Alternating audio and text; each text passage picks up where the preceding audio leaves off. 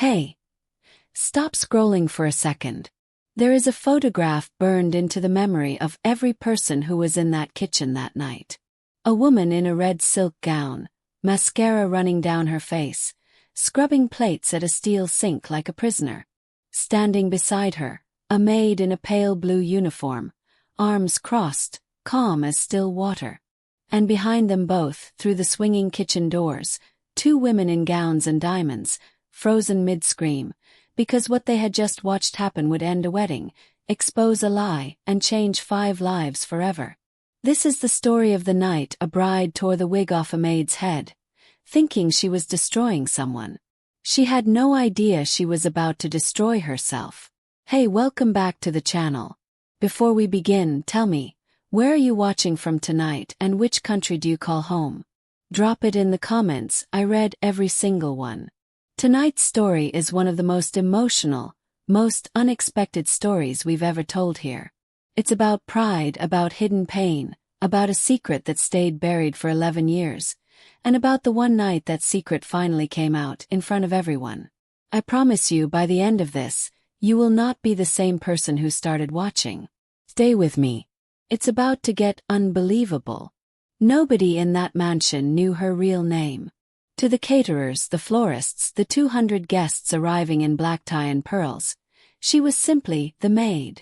Blue uniform, white apron, dark hair pulled back beneath a wig that never once slipped out of place, not in 11 months of working 60-hour weeks in the Whitmore family's Nantucket estate. Her name tag said Grace. Nobody asked for more than that. Grace Bennett arrived at the Whitmore mansion on a gray October morning with a single suitcase, a folded letter she never showed anyone, and a wig she never took off in front of another living soul. She was 29 years old, though the exhaustion in her eyes made her look older. She kept her head down. She spoke only when spoken to. She scrubbed floors that already gleamed and polished silver that already shone, because busy hands were the only thing that kept her mind from wandering somewhere she couldn't afford to go. The Whitmore estate belonged to Nathaniel Whitmore, 34 years old, the kind of billionaire Forbes loved to photograph standing in front of glass skyscrapers with his jaw set and his tie perfectly straight. Nathaniel had built a real estate empire from nothing after his father's construction company nearly collapsed when he was 22. He was, by every outward measure, a man who had everything: money, power, a 5-story penthouse in Manhattan, a private jet he barely used because he preferred driving himself, alone, for hours, especially at night. What Nathaniel did not have, what nobody who worked for him knew he was quietly, desperately missing, was peace. 11 years earlier, before the money, before the empire, before his name meant anything to anyone, Nathaniel Whitmore had loved a girl from his hometown in Ohio. Her name was Grace. She waited tables at a diner near the community college where he studied business on a partial scholarship, working nights to cover the rest. They had nothing. A second-hand car with a cracked windshield. A studio apartment above a hardware store. And somehow, impossibly, they had everything because they had each other. Then, on a February night that Nathaniel still dreamed about more than a decade later, Grace disappeared. No note. No goodbye. Just an empty apartment, her clothes gone, her phone disconnected 2 days later, and a silence that swallowed his 20s whole. He searched for 8 months before his father's business collapsed and forced him to choose between chasing a ghost and saving his family. He chose his family. He built an empire out of grief he never let himself name.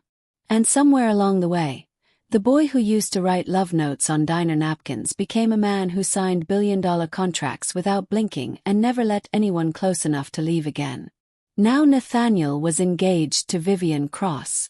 Vivian was everything the tabloids adored. Golden hair, a smile calibrated for cameras, a father who owned half of Connecticut's real estate. Their engagement had been announced at a gala 8 months ago, photographed from 12 angles, printed in 4 magazines. Vivian called it a power match. Nathaniel called it, when he was honest with himself in the quiet hours after midnight, safe, comfortable. The kind of choice a man makes when he has stopped believing love the way he once knew it could exist twice in one lifetime. The wedding was 3 days away. Grace had taken the maid position at the Whitmore estate 2 months before the engagement was even announced, back when the house was quiet and Nathaniel traveled more than he stayed. She hadn't known, not truly, whose house it was when the staffing agency assigned her.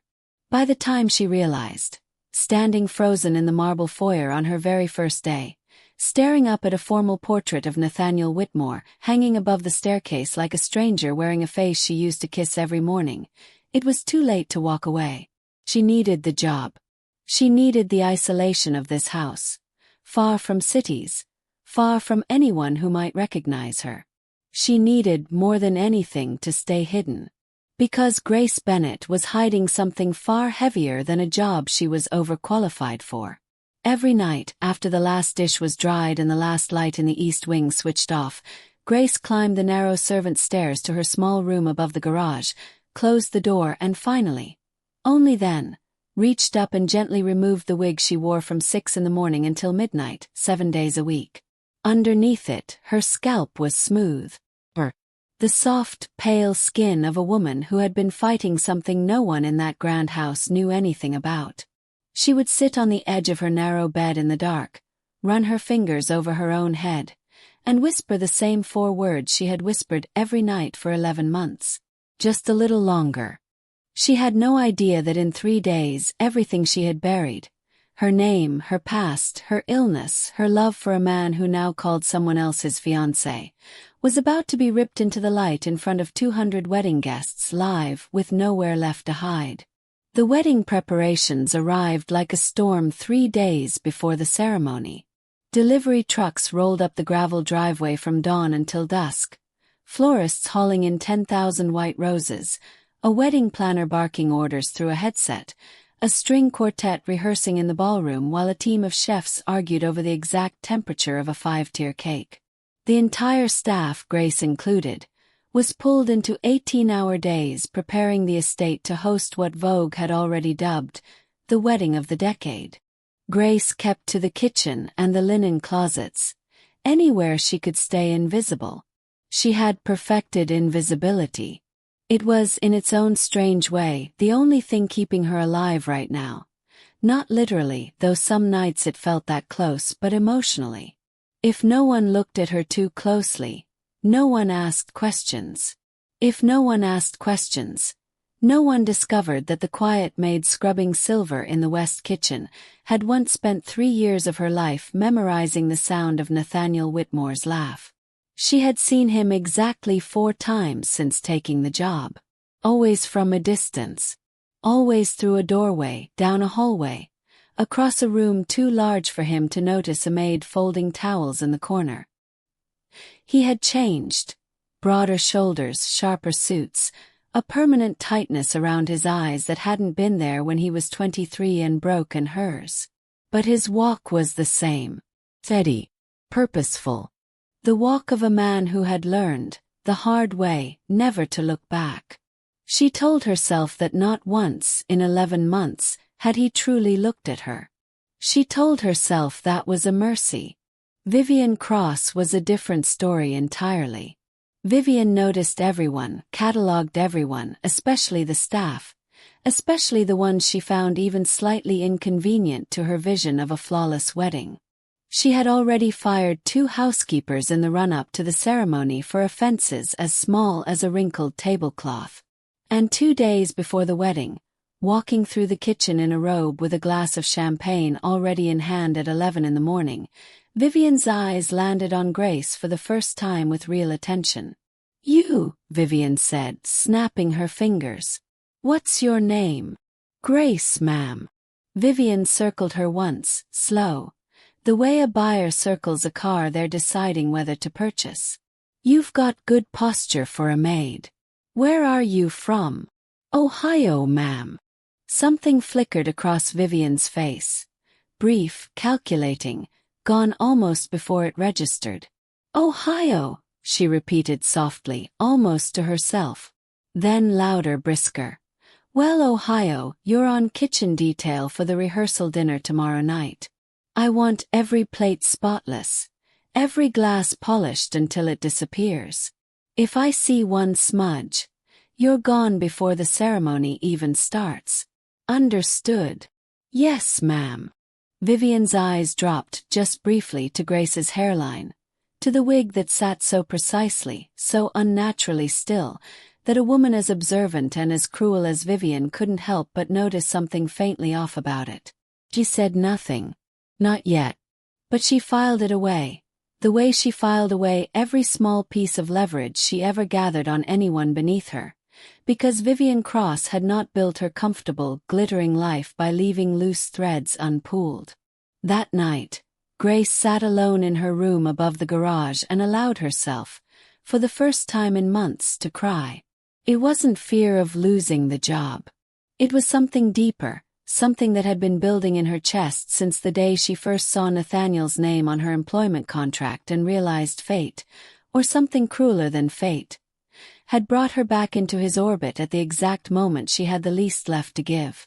6 months ago, in a small oncology office 2 towns away from the estate, a doctor had told her that the aggressive cancer she'd fought once already, 4 years earlier, when she vanished from Nathaniel's life without a word to spare him the burden of watching her possibly die, had returned. Stage 3. Treatable, the doctor said carefully, but only with an immediate, expensive, grueling course of chemotherapy she had no way to afford on a maid's wages, chemotherapy that had already taken every strand of hair from her head and left her too proud, too frightened, too heartbroken to ever tell the one person who might have insisted on paying for all of it. She hadn't run from Nathaniel 11 years ago because she stopped loving him. She had run because the first time cancer took her hair, she was 23, terrified and certain, with the absolute conviction only a very young, very frightened person can have, that a boy with a bright future ahead of him shouldn't be chained to a girl who might not survive to share it with him. She thought she was setting him free. She thought, if she vanished cleanly, quickly, without explanation, he would grieve, then heal, then build the extraordinary life she always knew he was capable of. She had never imagined he would build that life engaged to someone like Vivian Cross. She had never imagined fate would drag her, bald and broke and dying by degrees, straight into his kitchen. And she had absolutely no idea that tomorrow night, everything she had buried for 11 years was about to surface in front of the entire world. The rehearsal dinner was held in the estate's grand ballroom, beneath 3 crystal chandeliers and 200 candles, with a live jazz quartet playing softly in the corner and champagne flowing like the estate itself had no bottom to its cellar. Grace worked the kitchen line, invisible in her uniform, carrying trays of hors d'oeuvres through the swinging double doors that separated the polished elegance of the ballroom from the controlled chaos behind it. Each trip out, she kept her eyes down, her steps quick, her wig secured with 3 extra pins because some instinct, some old tired survival instinct, had warned her all day that tonight would be different. Nathaniel stood near the head table in a charcoal suit, a glass of scotch he hadn't touched in his hand, nodding along to a story his best man was telling. He looked to anyone watching like a groom on the eve of his wedding should look. Composed, gracious, exactly where he was supposed to be. He did not look happy. He hadn't looked truly happy in longer than he could remember.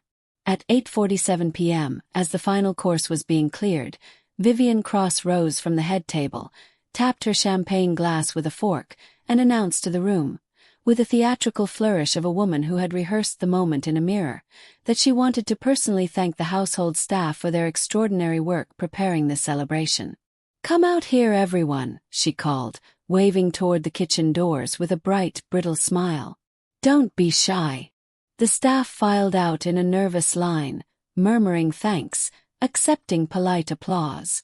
Grace tried to stay at the back, tried to blend into the wall of white shirts and black aprons, but Vivian's eyes found her instantly, the way a hawk finds the one bird that flinches. "You," Vivian said, pointing directly at her, voice syrup-sweet and carrying across the entire silent ballroom. "Ohio. Come here. I want everyone to see the girl who's been keeping my kitchen so spotless." Every head in the room turned. Grace's stomach dropped. She stepped forward on legs that felt like they belonged to someone else, because refusing, in front of 200 guests and her employer's fiancé, was not a choice she had. Vivian looked her up and down slowly, the smile never leaving her face, though something colder had entered her eyes. "You know," she said loudly enough for the entire ballroom to hear, "I've always wondered something about you, Grace. That hair of yours never moves. Not once. Not in 11 months. Not even when you're bent over a sink for 6 hours straight." A ripple of uncomfortable laughter moved through the crowd. Nathaniel's expression shifted. Confusion, then a flicker of something protective he didn't fully understand yet. "Vivian," he said quietly, stepping forward. "That's enough." But Vivian wasn't finished. She had been waiting for this moment for 2 days, ever since a private investigator she'd quietly hired, the same one who'd once dug up dirt on a bridesmaid who'd insulted her dress, sent her a single photograph that afternoon. An old newspaper clipping from a small Ohio town, a hospital fundraiser 5 years back, featuring a smiling young woman named Grace Bennett standing beside a very young, very different-looking Nathaniel Whitmore. An article headline reading "Local Couple Raises Funds for Cancer Ward where she once was a patient." Vivian didn't know the whole story. She didn't need to. She only knew enough to want to humiliate the woman standing in front of her, to expose her as a fraud in front of Nathaniel and every important guest in that ballroom, to make absolutely certain that whatever strange, quiet threat this maid represented was destroyed before it could ever touch her wedding day. "Let's see what you're hiding under there," Vivian said, and before anyone in the room could move, before Nathaniel could cross the distance between them, before Grace could raise a single hand to protect herself, Vivian reached out and ripped the wig clean off Grace's head. The ballroom went silent. Grace stood frozen under the chandeliers, bald, exposed, 11 months of careful hiding undone in a single violent second, tears already sliding down a face that had no hair left to hide behind. 2 women near the back gasped audibly, hands flying to their mouths in shock. Somewhere, a champagne glass shattered on the marble floor. And Nathaniel Whitmore, billionaire groom, a man who had not truly looked at a maid's face in 11 months because grief had trained him to look away from anything that ached too much to see clearly, finally looked. Really looked. And the Scotch glass slipped from his fingers and shattered at his feet, because standing in front of him, bald and bare and shaking beneath the lights, was the face he had spent 11 years, 3 months, and 19 days trying and failing to forget. Grace. Her name left Nathaniel's mouth like something breaking open in his chest. Not a question. Not disbelief. Just her name, spoken the exact way he used to say it 11 years ago, standing in the doorway of a diner in Ohio at closing time, waiting for her shift to end.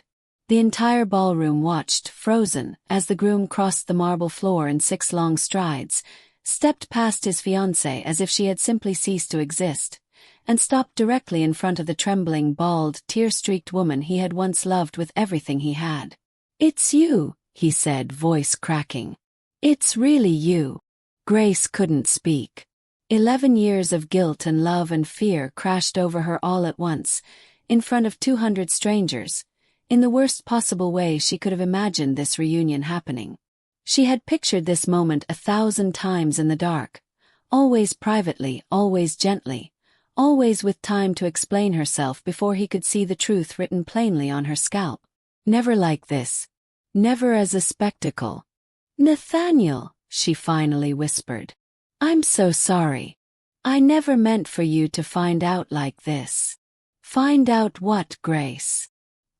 His hands hovered near her shoulders, desperate to hold her and terrified to overstep.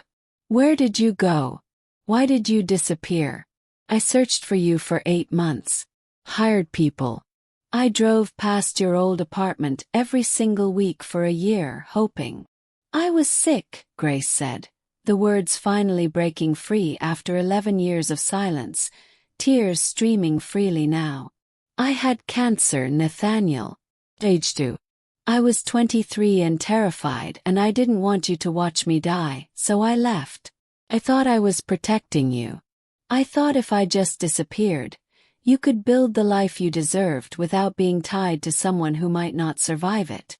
The ballroom, still frozen in horrified, riveted silence, absorbed every word. And now, Nathaniel's voice was barely above a whisper, his eyes never leaving her bare, tear-streaked face.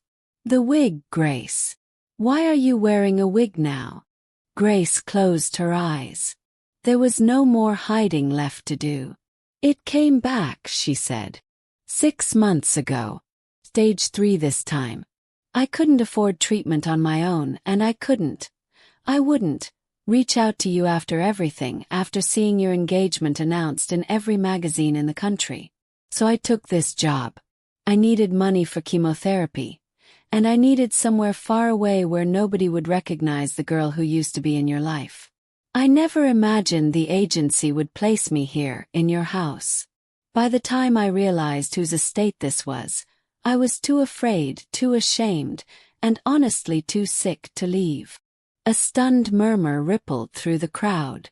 Somewhere near the head table, Vivian Cross stood rigid, champagne glass abandoned, her carefully rehearsed moment of humiliation collapsing into something she had never, ever anticipated.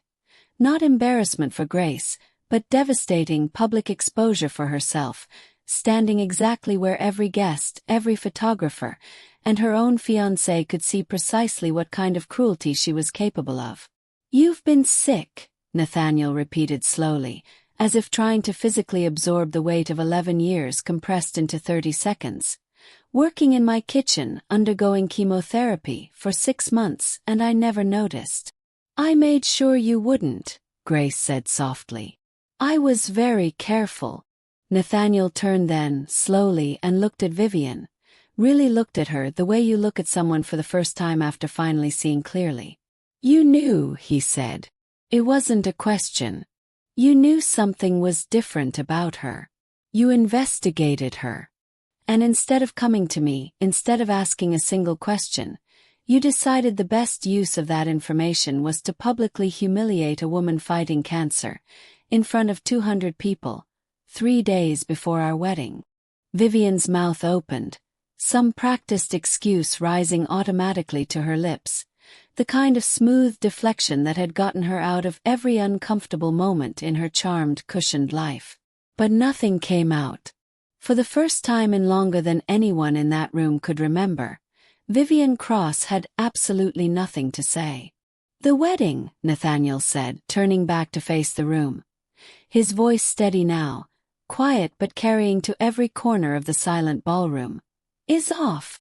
The words landed like a stone dropped into still water, ripples of shocked whispers spreading outward through the crowd, phones lifting discreetly in pockets and purses, 200 guests witnessing, in real time, the unraveling of what magazines had already called the wedding of the decade.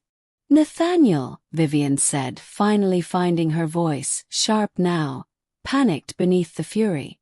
"You cannot be serious. You're going to throw away everything we've built over some maid, because of a sob story." The word "maid," spoken with such open contempt in front of Grace's tear-streaked, bare-headed, still fighting cancer face, seemed to finally strip away whatever last shred of composure Nathaniel had been holding on to. "Her name," he said, low and controlled in a way that was somehow more devastating than shouting, "is Grace Bennett. She is the woman I loved before I had a single dollar to my name, before any of this." He gestured vaguely at the chandeliers, the candles, the 200 guests in designer gowns. "Existed. And 3 days before our wedding, you had her investigated, discovered she was sick, and instead of telling me, you weaponized her illness for a party trick in front of every person I know." "I didn't know it was cancer," Vivian shot back, desperate now, the crowd's stunned silence pressing in on her from every direction. "I just knew she was hiding something and I didn't like it." "You didn't need to know what she was hiding," Nathaniel said. "You needed to be the kind of person who wouldn't rip a wig off a woman's head in front of 200 strangers regardless of what was underneath it. That's not something you investigate your way into, Vivian. That's just who you are." The room had gone utterly still, the kind of silence where every breath felt audible. A few guests had quietly begun making their way toward the exits, unwilling to be photographed lingering at a wedding that had just publicly detonated. Others stood transfixed, unable to look away from the wreckage of a fairy tale collapsing in real time. Grace, still trembling, still balled beneath the chandelier light, finally found her voice. "Nathaniel, please, you don't have to do this. Not because of me. I never came here to ruin your wedding. I just needed a job. I never meant for any of this to happen." "I know you didn't," he said gently, turning back to her. His voice softening completely, the hard edge reserved only for Vivian now gone. "None of this is your fault, Grace. Not 11 years ago, and not tonight." He paused, searching her face like a man trying to memorize something he'd once been foolish enough to let slip away. "I'm not calling off this wedding because of what happened tonight. I'm calling it off because tonight showed me with absolute clarity that I've spent the last 8 months planning to marry a woman I don't actually love, while the woman I've never stopped loving was scrubbing my kitchen floors, sick, alone, and too proud to tell me." Vivian's face went white, then red, humiliation and fury warring across her features in front of an audience that included her own parents, 3 board members from her father's company, and a wedding photographer who, unbeknownst to anyone in that moment, had never stopped filming. "You'll regret this," Vivian hissed, snatching up the skirt of her gown. "You'll regret this so much, Nathaniel Whitmore. Everyone will know what you did tonight. Throwing away everything for a sick charity case." "Vivian."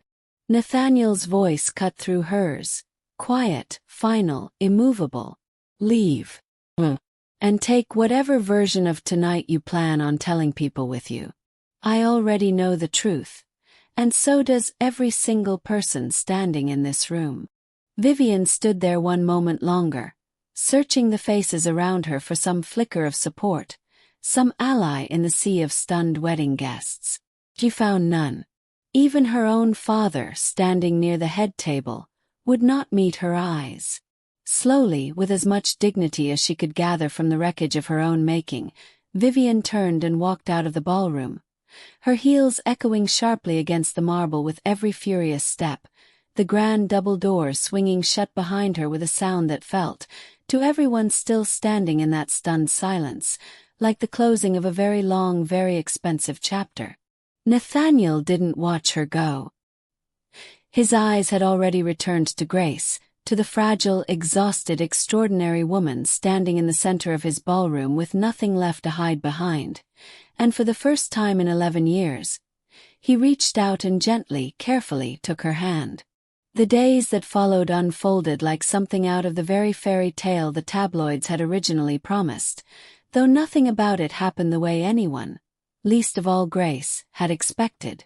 The morning after the rehearsal dinner, headlines exploded across every entertainment outlet in the country. Billionaire cancels wedding after fiancé humiliates sick maid. The kitchen confession that ended a wedding of the decade. A guest's phone footage of the final moments. Nathaniel's quiet, unshakable declaration, Vivian's furious exit, had already surpassed 40 million views by noon. But Nathaniel, remarkably, seemed unbothered by any of it. He turned off his phone, cancelled every scheduled call, and spent the first 3 days doing something he hadn't allowed himself to do in 11 years. He simply sat with Grace. He moved her out of the small room above the garage and into one of the estate's guest suites, though she protested weakly, still uncomfortable accepting anything that felt like charity. He sat beside her hospital bed 3 days later during her next scheduled chemotherapy infusion, holding her hand through 6 hours of nausea and exhaustion, asking the oncologist question after question until he understood every single detail of her treatment plan, her prognosis, her odds. "You should have told me," he said quietly on the second night, as Grace lay pale and drained against a mountain of pillows in the guest suite, moonlight spilling through tall windows overlooking the estate's gardens. 11 years ago and 6 months ago. Both times. You should have told me and let me decide whether I was strong enough to stay. I know that now, Grace admitted, her voice thin but steady. I thought I was protecting you. I thought love meant sparing you from watching me suffer, from possibly losing me. I didn't understand back then. That real love doesn't ask to be protected from the hard parts. It asks to be included in them. Nathaniel took her hand, tracing his thumb gently across her knuckles. I spent 11 years building an empire I didn't even want, filling my life with things and people and obligations, trying to prove to some invisible version of you that I could survive losing you. And the whole time I never actually let myself grieve properly because grieving would have meant admitting you were really gone. So instead I just stopped feeling things.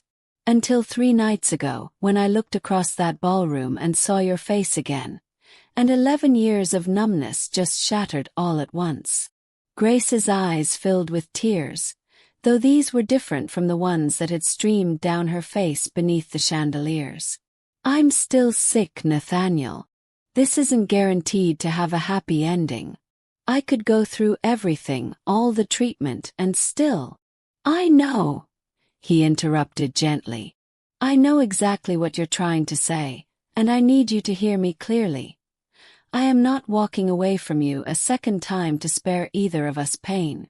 If there's a chance, any chance, I get to spend more time with you, sick or healthy, bald or not, I want every single day of it. I don't care what the odds are. I care that you're here, and I'm not letting you fight this alone ever again. Over the following weeks, something extraordinary began happening across the country as Grace and Nathaniel's story spread. What had begun as tabloid scandal fuel slowly transformed into something else entirely. A story people couldn't stop sharing not because of the drama, but because of the tenderness underneath it. Cancer survivors and current patients flooded social media with their own stories. Their own experiences of hiding illness out of fear of becoming a burden, out of fear of watching love leave when things got hard. Grace, hesitantly at first, then with growing courage, began sharing pieces of her own journey publicly. Not for sympathy, but because she realized how many people, quietly suffering in silence exactly as she once had, needed to hear that they weren't alone, that hiding pain to protect the people you love often costs both people far more than honesty ever could. Nathaniel, meanwhile, quietly redirected an enormous portion of his company's charitable foundation toward funding cancer treatment for uninsured and underinsured patients across the country. A foundation he named, simply and without fanfare, Grace's House. 6 weeks after the rehearsal dinner that ended one engagement and revived a love story 11 years in the making, Grace sat in the same oncologist's office where, 6 months earlier, she had received devastating news entirely alone. This time, Nathaniel sat beside her, holding her hand, as Dr. Patel reviewed the results of her latest scans following 2 rounds of an aggressive treatment protocol funded, arranged, and monitored by some of the finest oncology specialists in the country. Specialists Nathaniel had spared no resource in securing the moment he learned the full extent of her illness. The tumor has shrunk significantly, Dr. Patel said, turning her computer screen so they both could see the comparison images. More than we typically see at this stage of treatment. I want to be cautious about using words like remarkable. But Grace, this is genuinely excellent news. If your body continues responding this well, we're looking at a very strong long-term prognosis. Grace sat frozen for a moment, absorbing words she had been too afraid to hope for in months. Then she turned to Nathaniel, tears spilling freely, and found him already crying too, unashamed, gripping her hand like he intended never to let go of it again. I told you, he whispered, pressing his forehead gently against hers. I told you we weren't doing this alone. But the road hadn't been without its complications, and not all of them medical. Vivian Cross, humiliated publicly and financially embarrassed after several corporate partnerships quietly distanced themselves from her family's real estate firm in the aftermath of the viral scandal. had not simply disappeared quietly. 2 weeks after the broken engagement, she gave a tearful, carefully staged interview to a national morning show, painting herself as the true victim, a woman blindsided and humiliated by a fiancé who'd secretly been harboring feelings for household staff. The interview generated sympathy in some corners, backlash in others, and reignited the media frenzy just as things had begun to settle. Grace, watching the interview alone in the estate's library one evening while Nathaniel was traveling for a business commitment he couldn't postpone, felt the old, familiar instinct to shrink, to disappear, to avoid confrontation the way she always had. But something had shifted in her over the past 6 weeks. Some quiet, hard-won strength forged through chemotherapy sessions and honest conversations, and a love that had finally, after 11 years, been given the chance to be honest instead of hidden.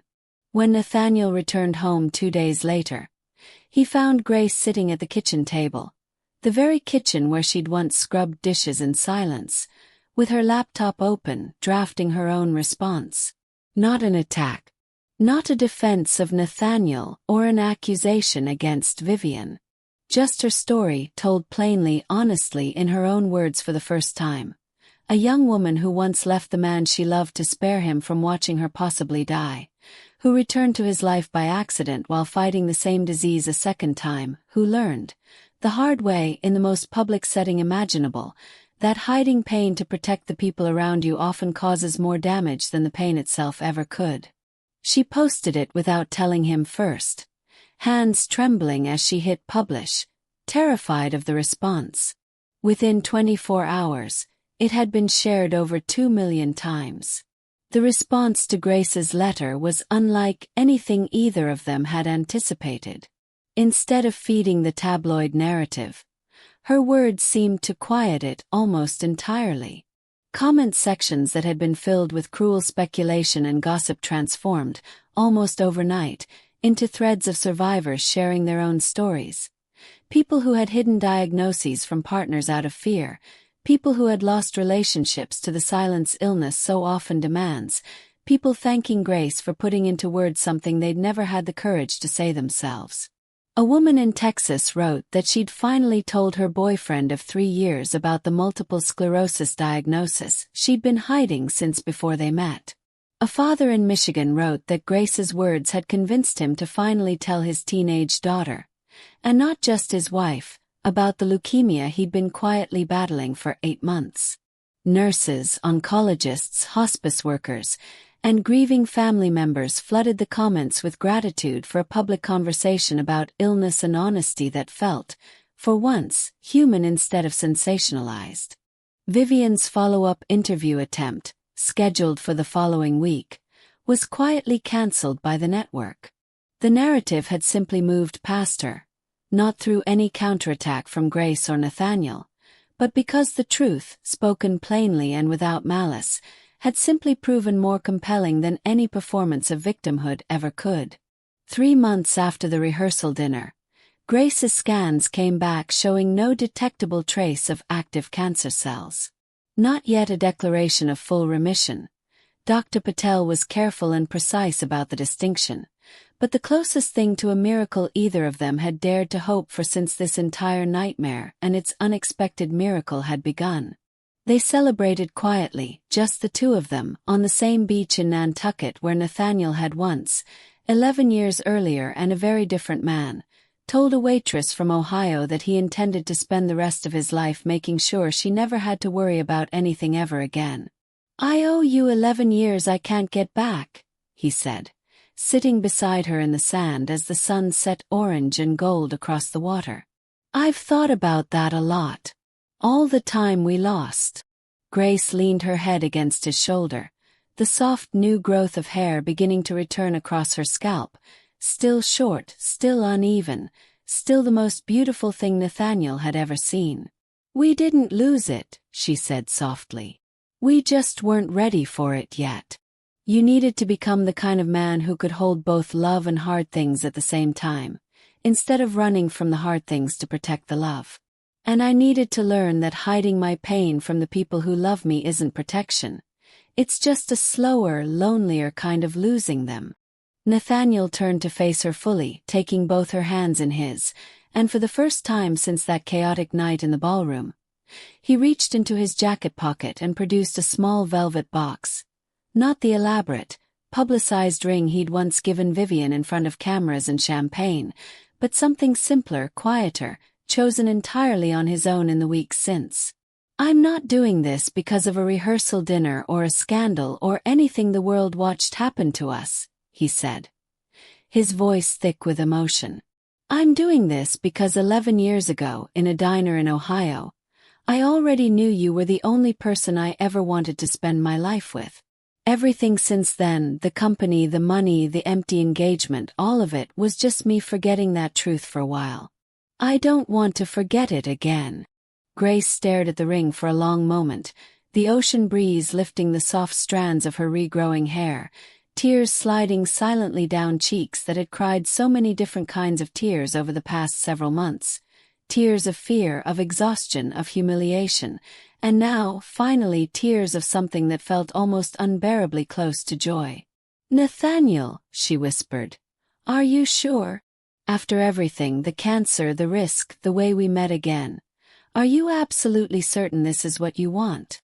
"I have never been more certain of anything in my entire life," he said without hesitation. "Grace, I don't need guarantees.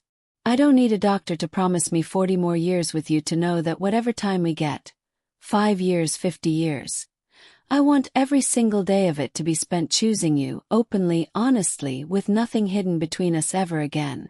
She said yes before he even finished sliding the ring onto her finger, both of them laughing and crying at once, the kind of overwhelming, messy joy that only comes after surviving something that very nearly broke you completely. Their wedding, 6 months later, was nothing like the extravagant, publicized spectacle that had been planned with Vivian. Instead, Nathaniel and Grace chose a small, intimate ceremony on that same Nantucket beach, barefoot in the sand, surrounded by fewer than 30 guests. Grace's parents, who had driven 12 hours from Ohio the moment she called to tell them everything, a handful of close friends, Dr. Patel and 2 of the nurses who had cared for Grace through 8 months of grueling treatment, and quietly, several of the household staff Grace had once worked alongside as just the maid, now seated as honored guests instead of invisible help. Grace wore her hair short and natural, no wig, no extensions, nothing hidden, just soft, dark curls beginning to grow back fuller every week, worn proudly beneath a simple crown of white flowers. When she walked down a sandy aisle toward Nathaniel, there wasn't a single dry eye among the small gathering, including the grooms, who openly wept as she approached, unable and entirely unwilling to hide his emotion the way he had trained himself to for 11 long years. "I promise," Nathaniel said during his vows, voice breaking, "to never again let fear or grief or pride convince me that protecting you means keeping distance between us.